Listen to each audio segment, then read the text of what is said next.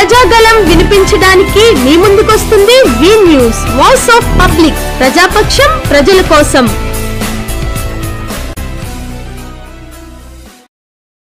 నమస్తే, welcome to V news. నేను కళ్యాణి. వార్తల్లో ముందుగా హెడ్లైన్స్. నర్సీపట్నం నియోజకవర్గ మేనిఫెస్టోపై అయ్యన్న కసరత్తు.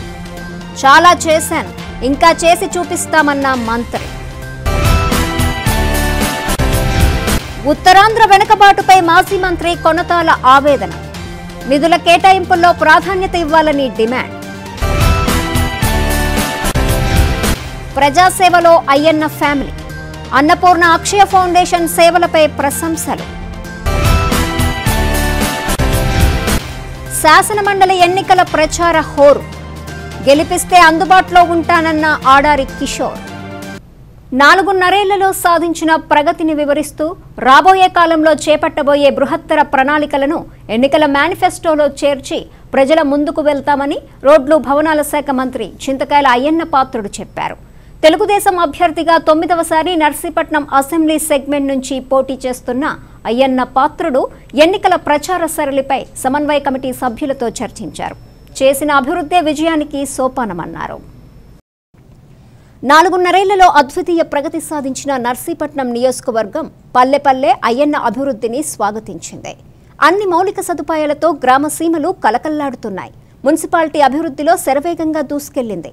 నిరంతరం నియోజకవర్గ అభివృద్ధికి పరితపించే మంత్రి అయ్యన్న పాత్రుడు అడిగినా అడగకపోయినా ప్రజా సమస్యలను తానే స్వయంగా తెలుసుకుని వాటిని పరిష్కరించడంలో చక్కని విజన్ ఉన్న నేత అయ్యన్న పాత్రుడు.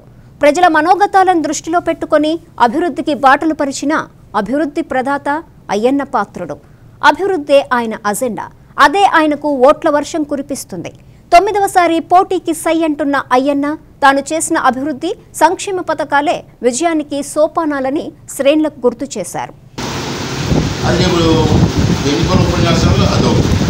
తర్వాత ఈ 4 సంవత్సరాల 11 నెలల్లో నేను చేసిన కార్యక్రమాలు గ్రామ వైజ్ ఏ గ్రామంలో ఏం చేసేవాళ్ళో నాకు తెలిసి ఆల్రెడీ నేను చాలాసార్లు జన్మభూమి అని ఇంటికి తెలియజేసేవాడిని అనేక సార్లు తిరుగుకొని చెప్పాం. మళ్ళీ వాళ్ళు గుర్తు చేసుకుంటూ వెళ్తాం. తర్వాత ఇప్పుడు వరకు మేము ఏం చేసాం, మళ్ళీ ప్రభుత్వం వస్తే ఏం చేయబోతున్నామో ఎన్నికల మేనిఫెస్టో విడుదల చేస్తున్నారు రాష్ట్ర ప్రభుత్వం, రాష్ట్ర మా పార్టీ. అలాగే ఈ నియోజకవర్గంలో కూడా ఎన్నికల మేనిఫెస్టో తయారు చేస్తాం. రాష్ట్రం అదే చేస్తుంది రాష్ట్ర పార్టీ. ఆ కాన్స్టిట్యూన్సీలో ఇప్పటివరకు నేను ఏం చేశాను, ఇంకా ఏం చెయ్యాలని చెప్పి నా మనసులో ఉంది. అవకాశం ఇస్తే మళ్ళీ అది 4-5 పనులు ఉండిపోయాను. 4-5 పనులు కూడా నేను అనుకున్నాను. 4-5 పనులు కూడా చేయడానికి ఎన్నికల మేనిఫెస్టో కూడా లోకల్గా. పార్టీ సమన్వయ కమిటీ సభ్యులతో ఎన్నికల వ్యూహాలపై చర్చించిన మంత్రి ఈ 4.5 చేసిన అభివృద్ధిని ప్రజల ముందుకు తీసుకెళ్లాలని దిశానిర్దేశం చేశారు. మరోవైపు చంద్రబాబు మరోసారి గెలవాల్సిన చారిత్రాత్మక అవసరాన్ని గుర్తు చేసిన అయ్యన్న పాత్రుడు ఆర్థిక లోటు ఉన్న అభివృద్ధి సంక్షేమ పథకాలకు ఎక్కడా లోటు లేకుండా చేసిన చంద్రబాబు నవ్యాంధ్రప్రదేశ్ కృషివలుడని, మరోసారి అధికారంలోకి వస్తే పెండింగ్ ప్రాజెక్టులన్నీ పూర్తయి రాష్ట్రం సర్వతోముఖ అభివృద్ధి చెందుతుందన్నారు. చంద్రబాబు నాయుడు ఒకటి రాష్ట్రాన్ని బాగు చేయగలరు నమ్మకంతో జనం ఓట్లేశారు. మనం చదువుకున్నవారు కానీ అందరూ కూడా మళ్ళీ దిగిపోయిన రాష్ట్రాన్ని, నష్టపోయిన రాష్ట్రాన్ని గాడిలో పెట్టాలంటే చంద్రబాబు నాయుడు గారు అనుకుంటూ అన్ని చేయగలను నమ్మకం చేశారు. అతను కూడా ఇంత బాధల్లోని 18,000 కోట్ల అప్పుల్లో ఉన్నప్పటికీ కూడా అతనుకున్న తెలివితేటలతో కానీ, అతనితో ఉన్న చదువుతో కానీ, అతనితో ఉన్న సంబంధాలు కానీ, ఇతర దేశాల్లో అతనితో ఉన్న సంబంధాలతో పోటీ రాష్ట్రాన్ని ఫైనాన్షియల్గా అభివృద్ధి చెందుకుంటుంది, ఇన్కమ్ పెంచుకుంటుంది. జీతాలు కూడా ఇవ్వలేని పరిస్థితిని ఉంచుకొని ఇవాళ అనేక అభివృద్ధి కార్యక్రమాలు చూస్తారు. ఒక నర్సీపట్నం నియోజకవర్గంలోనే 2,500 కోట్లు ఖర్చు పెట్టాను. నేను గతంలో ఎమ్మెల్యే ఉన్నప్పుడు కూడా ఖర్చు పెట్టలేకపోయాను. ఉమ్మడి రాష్ట్రంలో కూడా ఇప్పుడు ఇంత ప్రతి నియోజకవర్గంలో ఇలాగే జరిగాయి. ఇవన్నీ చేసుకొని రాగలంటే అతని తాను చతుర్థి కానివ్వండి, అతని తాను తెలివితేటలు కానివ్వండి, అతని నాయకత్వ లక్షణం ఇవాళ అన్నీ కూడా ఒక స్టేజ్కి వచ్చి ఉన్నాయి. అమరావతి నిర్మాణం కానివ్వండి, ఇతర కార్యక్రమాలు కానివ్వండి, పోలవరం ప్రాజెక్ట్ కానివ్వండి, ఇటువంటి మెయిన్ ప్రాజెక్ట్ అన్నీ కూడా 60-70% వరకు పూర్తి చేయగలం. ఇంకా మిగిలిన 40% పూర్తి చేయాలంటే మళ్ళీ రాష్ట్రం మిగతా రాష్ట్రాలతో ఈక్వల్గా పరిగెట్టాలంటే నెంబర్ 1 రాష్ట్రం ఎదగాలంటే మళ్ళీ చంద్రబాబు గారి నాయకత్వం 5 సంవత్సరాలు ఈ రాష్ట్రానికి అవసరమని ప్రజలు అనుకున్నారు, చదువుకున్న అనుకున్నారు. దాన్ని మళ్ళీ ప్రజల్లోకి మేము తీసుకెళ్ళడం కోసం మా ప్రయత్నం చేయవలసిన అవసరం ఉంది. ఓటర్లు విజ్ఞతతో తీర్పు ఇవ్వాలని, తప్పిదం చేస్తే రాష్ట్రానికి తీరని అన్యాయం జరుగుతుందని మంత్రి అన్నారు. ఒకవేళ చంద్రబాబు నాయుడు కానీ మీరు పొరపాటు కానీ అన్యాయం చేస్తే వచ్చేది ఎవరు? ఒక గజ దొంగ. ఆ గజ దొంగ అనేది కుర్చీలో కూర్చుంటే ఊరికో రౌడీ, ఇంకో రౌడీ మీ ఆస్తులు దోసుకుపోతారు. ఆఖరి ఇంట్లోకి వచ్చి మీ పెళ్ళాలు, ఇంట్లో ఆడవాళ్ళు మెడవాళ్ళు వస్తువులు కూడా పట్టుకుపోతారు. అడిగి నాదులు ఉండడు, అడుగుని నాదులు ఉండవు. అటువంటి దొంగకి ఓట్లు వేస్తారా? లేకపోతే రాష్ట్రం బాగుపడడం ప్రయత్నం చేస్తున్నట్టు 24 గంటలు చూడండి చంద్రబాబు నాయుడు ఓటేస్తారా? ఎన్నో ఇబ్బందులు ఉన్నప్పటికీ కూడా సంక్షేమ కార్యక్రమాలు వ్యూగా ఇచ్చి 93 లక్షల మంది డ్వాక్రా గ్రూప్ మహిళకి పసుపు కుంకుమ ఇచ్చి 57 లక్షల మంది ముసలి వాళ్ళకి ఏ ఆధారం లేని వారికి 2,000 రూపాయలు పెన్షన్ ఇచ్చి రైతు రుణమాఫీ చేసి ఈవేళ మళ్ళీ మొన్న రైతు కోసం అన్నదాత సుఖీభావలో కూడా కేంద్ర ప్రభుత్వం ఇచ్చిన డబ్బు కాకుండా అతను సొంతంగా మన రాష్ట్ర ప్రభుత్వం నుంచి 9,000 రూపాయలు యాడ్ చేసి మరి సుఖీభావ కార్యక్రమం పెట్టి నిరుద్యోగ వృత్తి ఏమో 1,000 రూపాయల దగ్గర 2,000 చేసి ఒంటరి మహిళకి ఏమో పెన్షన్ ఇచ్చి అలాగే అనేకటువంటి కార్యక్రమాలు చేసి ఈ సంక్షేమ కార్యక్రమాలు అనేకటువంటి కార్యక్రమాలు చేసినటువంటి చంద్రబాబు నాయుడు కోటేమని చెప్పి మనం రిక్వెస్ట్ చేయడం కోసం గ్రామాలతో నీళ్లు నియామకాల్లో ఉత్తరాంధ్రకు తీరని అన్యాయం జరుగుతుందని ఉత్తరాంధ్ర చర్చా వేదిక కన్వీనర్ మాజీ మంత్రి కొనతాల రామకృష్ణ ఆవేదన వ్యక్తం చేశారు. ఉత్తరాంధ్ర హక్కుల పరిరక్షణకు చర్చా వేదిక రాజకీయాలకు అతీతంగా పనిచేస్తుందని ఆయన చెప్పారు. ఇందులో భాగంగా అందరినీ కలుపుకొని పోయేందుకు సదస్సులు, సమావేశాలను నిర్వహించి వారి అభిప్రాయాలను స్వీకరిస్తున్న కొనతాల న్యాయం జరిగేలా పాలకులపై ఒత్తిడి పెంచుతామన్నారు. ఇవన్నీ ఉన్నప్పటికీ అవి మనం ఉపయోగించుకోలేనటువంటి పరిస్థితులు ఏర్పడ్డాయి. పరిస్థితి ఎంత ధైర్యంగా ఉందంటే మనం కంబైన్డ్ రాష్ట్రంలో కానీ విడిపోయినటువంటి రాష్ట్రంలో కానీ మనకి ఉద్యోగాలను చూస్తే ఈ రాష్ట్రంలోనే అత్యంత ఆఖరి స్థానం ఉన్నాం. విజయనగరం 11వ స్థానం ఉంటే శ్రీకాకుళం 12వ స్థానం ఉన్నాం. వస్తే పర్కాట్ ఇన్కమ్ వస్తే శ్రీకాకుళం 13వ స్థానంలో ఉంది. వేలాది మంది వలసలు వెళ్ళిపోతున్నటువంటి పరిస్థితి మొన్న చూసాం. మత్స్యకారులు గుజరాత్ వెళ్ళి పాకిస్తాన్ కబర్ రాష్ట్రాల్లో ఉండి ఏ రకంగా నలిగిపోతున్నారని చూస్తా ఉన్నాం. ఇక్కడ వనరులు ఉన్నాయి. పైగా ఈ రాష్ట్రం నుంచే అత్యధిక మత్స్య సంపద ఎగుమతి అవుతున్నటువంటి పరిస్థితి మనకు దేశంలోనే అత్యధిక రాష్ట్రం ఉంది. అలాంటిది ఇక్కడ ఉన్నటువంటి మత్స్యకారులకు ఉపాధి లేక పై రాష్ట్రాలకు వెళ్ళిపోతా ఉన్నారంటే మనకి ఉన్నటువంటి కోస్ట్ లైన్లో రాష్ట్రంలో ఉన్నటువంటి కోస్ట్ లైన్ సుమారు 350 కిలోమీటర్ల వరకు మన 3 జిల్లాలు కలిగి ఉన్నాయి. ఈ పరిస్థితుల్లో మనం ఒక మత్స్యకారులే కాదు, ఒక ఎస్టీలు చూస్తే, గిరిజనులు చూస్తే ఈ రాష్ట్రంలోనే 70% మంది గిరిజనులు మన 3 జిల్లాలో ఉన్నారు. దినాంతమైనటువంటి జీవితాలు గడుపుతున్నటువంటి పరిస్థితి ఇప్పటికే ఉంది. తాగడానికి నీరు లేనటువంటి పరిస్థితి.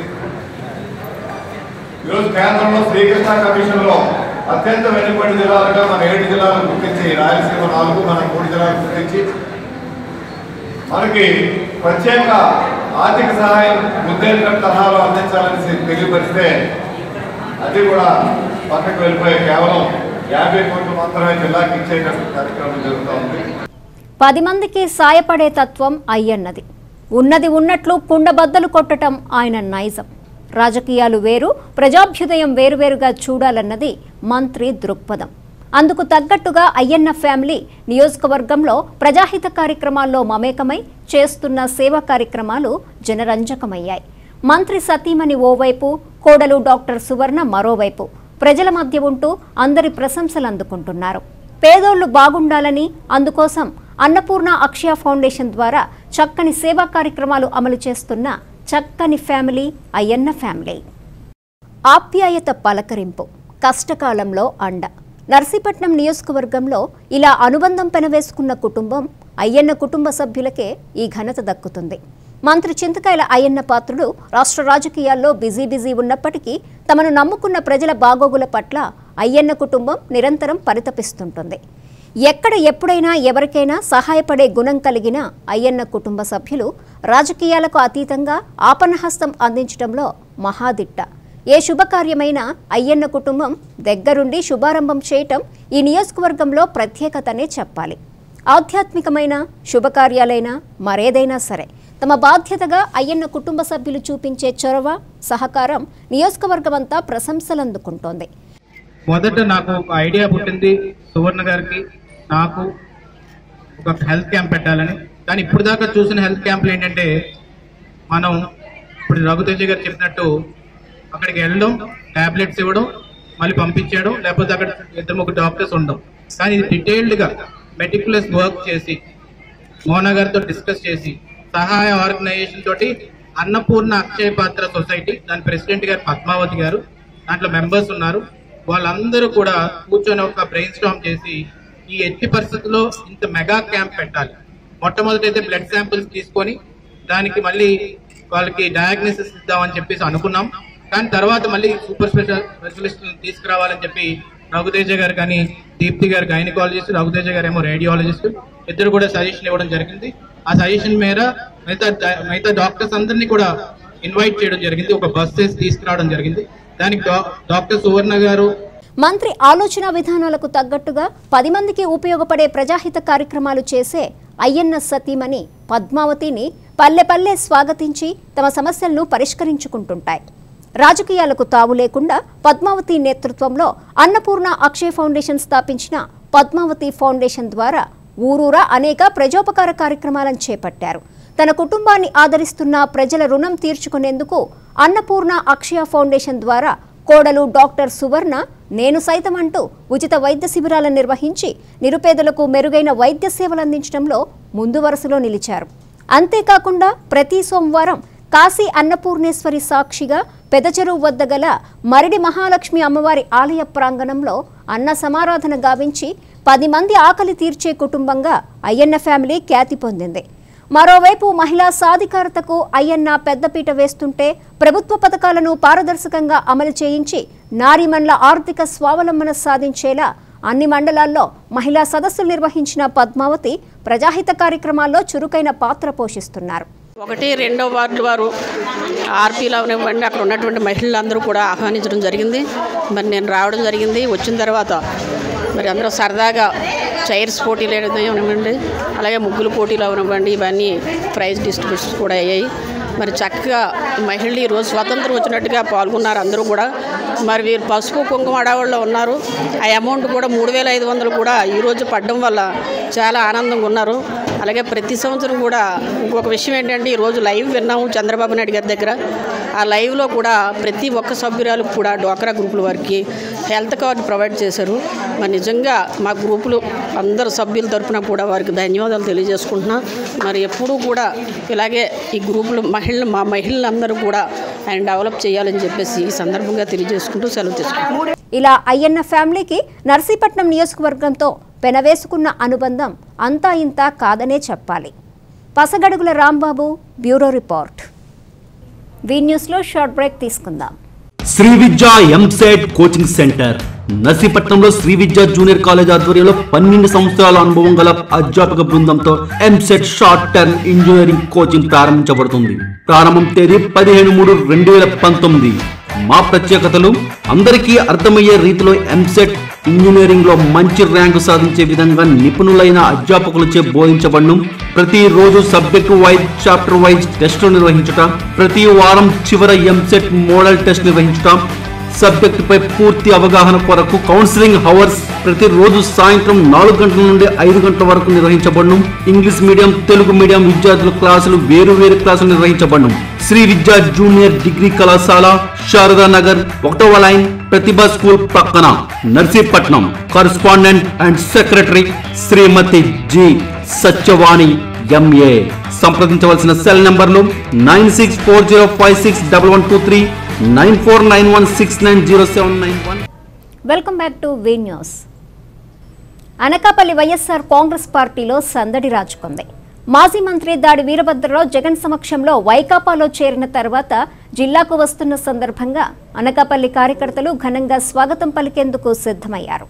విశాఖ ఎయిర్పోర్టుకు ఎదురేగి స్వాగతం పలికారు. అంతకుముందు అనకాపల్లి నుంచి భారీ బైక్ ర్యాలీ నిర్వహించారు.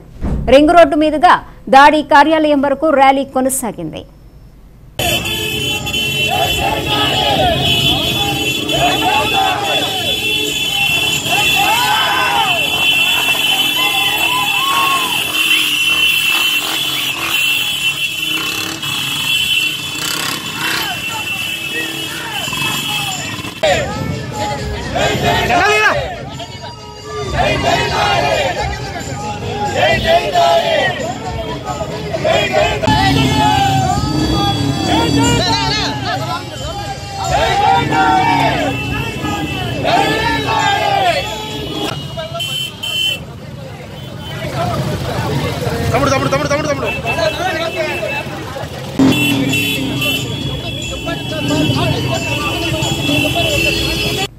నాతవరంలో పోషక అభియాన్ అవగాహన సదస్సు జరిగింది. ఐసీడీఎస్ ఆధ్వర్యంలో ఇక్కడ జరిగిన అవగాహన సదస్సుకు ముఖ్య అతిథిగా సిడిపిఓ శాంతిప్రియ హాజరయ్యారు. అంతకుముందు బాల్య వివాహాల నిర్మూలన, రక్తహీనత తదితర అంశాలపై ప్రజలను జాగృతి చేసేందుకు ర్యాలీ నిర్వహించారు. అనంతరం జరిగిన అవగాహన సదస్సులో ప్రసంగించిన శాంతిప్రియ పోషకాహారంపై ప్రజల్లో అవగాహన పెంపొందించేందుకు అంగన్వాడీ వర్కర్స్ కృషి చేయాలన్నారు.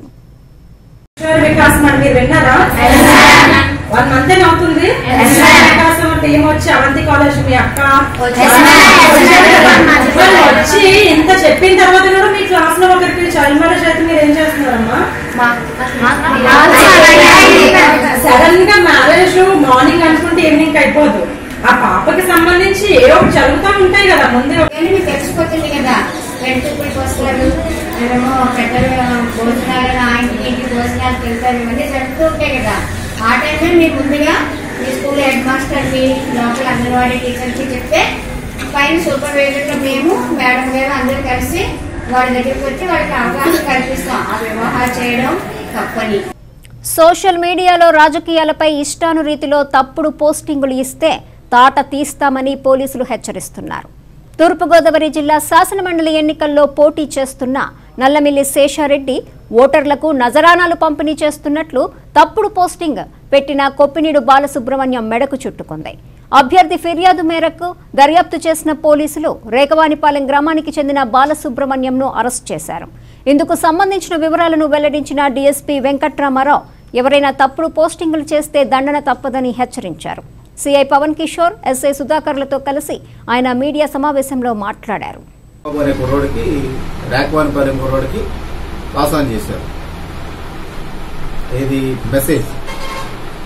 అది అతను ఏంటి ఇలా వచ్చింది ఏంటని వెరిఫికేషనా లేకపోతే సంథింగ్ డౌట్ వచ్చి ఆ ఊరు ఎంపీటీసీ ఉంటే ఆయనకి శివ గారికి చెప్పడం జరిగింది. దాని మీద శివ ఏంటంటే దాన్ని స్క్రీన్ షాట్ తీసి పెట్టమని వాళ్ళకి ఆదిత్య కాలేజీ వాళ్ళకి ఇది ఎలా వచ్చింది నిజమేనా, ఇది వెరిఫై చేసుకోండి, ఎలక్షన్ కోడ్ ఉంది కదా, మరి ఎలా వచ్చింది ఏంటి చూసుకున్నారా అని చెప్పేసి వాళ్ళు ఫస్ట్ దాని మీద వాళ్ళు రిపోర్ట్ ఇచ్చారు. రిపోర్ట్ ఇచ్చిన తర్వాత మేము కాలేజీ నుంచి అది ఎవరిచ్చారు ఇచ్చిన రిపోర్ట్ మీద మేము వర్కౌట్ చేసాం. వర్కౌట్ చేస్తే మాకు తెలిసింది ఏంటంటే బాలసుబ్రహ్మణ్యం కుప్పిన రాకవాలపల్లి కుర్రాడు, వీళ్ళిద్దరు ఫ్రెండ్సే. అతను ఇతనికి ఆ మెసేజ్ ని ఫార్వర్డ్ చేయడం జరిగింది. ఇలా ఎందుకు చేసావు అని అడిగితే పట్టుకున్న తర్వాత ఏదో ఫ్రెండ్లీగా చేశానని చెప్తాడు. అతను ఎడ్యుకేటెడ్, ఎంఎస్సీ బిఈడి. అటువంటి ఎడ్యుకేటెడ్ అయి ఉండి ఇటువంటి మెసేజ్ పాస్ చేస్తే ఒక ఇబ్బంది కలుగుద్దని తెలిసిండు కూడా అతను పాస్ అవుట్ చేశాడు. ఇప్పుడు చెప్పవలసింది ఏంటంటే తెలిసి తెలియక నిజంగా అతను ఇంటెన్షన్ అదైనా కాకపోయినా తెలిసి తెలియక ఇటువంటి చేస్తే జీవితాలు పాడవుతాయి. క్రిమినల్ కేసెస్ బుక్ అవుతున్నాయి పక్కాగా. ఇంపర్సనేషన్ వస్తుంది, అలాగే ఐటీ యాక్ట్ కింద అఫెన్స్ అవుతుంది, ఇంకా డిఫరెంట్ అఫెన్స్ డిఫమేషన్ వస్తుంది, డిఫరెంట్ అఫెన్సెస్ అన్ని వస్తాయి. ఎవరో పెట్టిన మెసేజ్ని ఫార్వర్డ్ చేయడం కూడా తప్పు. ఒక గ్రూప్లో మెసేజ్ పెట్టామంటే ఆ అడ్మిన్ బాధ్యత అవుతాడు మనం. సో ఇవన్నీ ఉన్నాయి కాబట్టి అందరూ కూడా అలర్ట్గా ఉండాలి.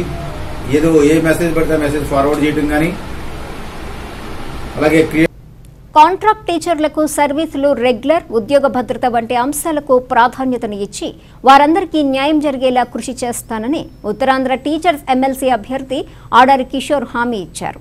తన విజయానికి 15 సంఘాలు మద్దతు ఇచ్చాయని, వీరి నమ్మకం వమ్ము కాకుండా అవిరళ కృషి చేస్తానని కిషోర్ హామీ ఇచ్చారు. కలెక్టర్ గారి కార్యాలయం నుంచి బ్యాలెట్ నమూనా పత్రం విడుదల చేయడం జరిగింది. అందులో వరుస క్రమంలో మొట్టమొదటి పేరు నాది రావటం జరిగింది.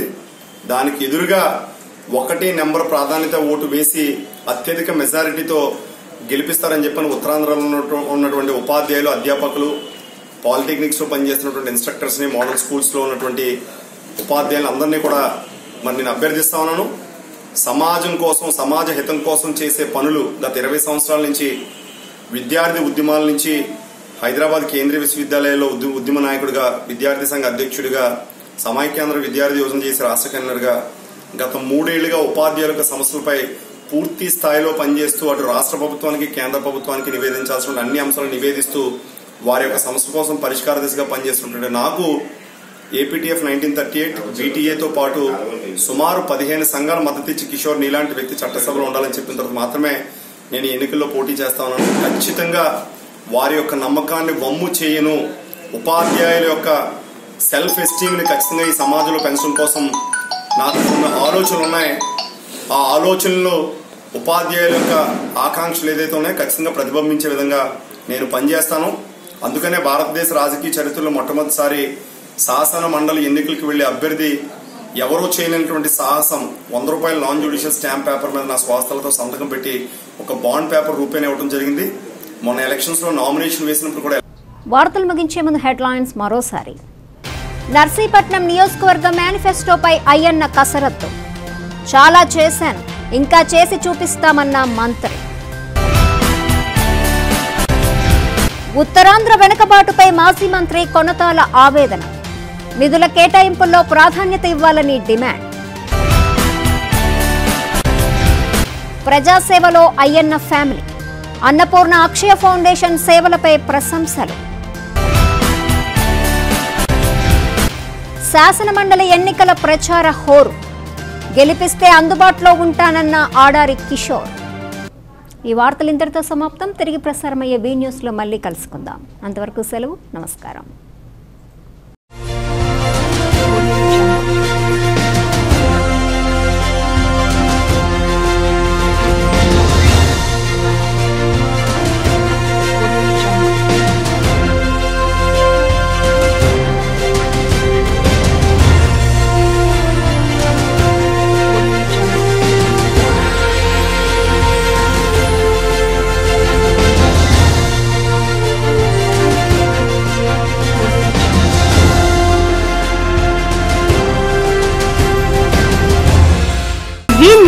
వాయిస్ ఆఫ్ పబ్లిక్, ప్రజాపక్షం, ప్రజల కోసం.